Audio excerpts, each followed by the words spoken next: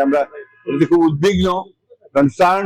বিশেষ আমরা মনে করি এটা সরকারের একটা ব্যর্থতাই বলবো যে তারা অস্ত্র উদ্ধার করতে পারেনি এবং এখন পর্যন্ত আইন শৃঙ্খলা পরিস্থিতি সেই রকম একটা উন্নত হয়েছে বলে আমার কাছে মনে হয় না।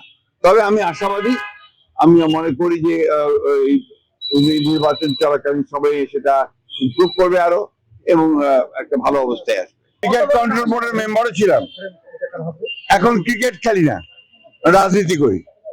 তো এই ক্রিকেটের ব্যাপারে আন্তর্জাতিক রাজনীতির প্রশ্ন জড়িত আছে, আমাদের দেশের সম্মান জড়িত আছে।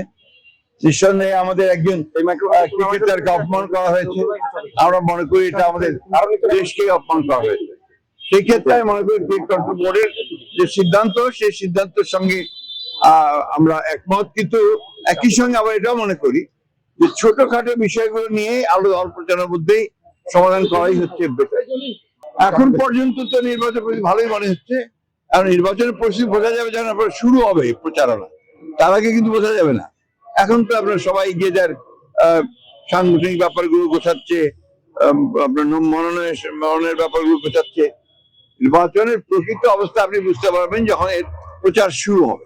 কমিটমেন্ট আছে, আমরা তিস্তা, পদ্মা এবং অভিন্ন নদী যতগুলো আছে সেগুলো সবগুলোর ব্যাপারেই আমরা ভারতের সঙ্গে আমরা এনগেজ করবো এবং আমরা তাদের কাছ থেকে পানি আদায় করবো।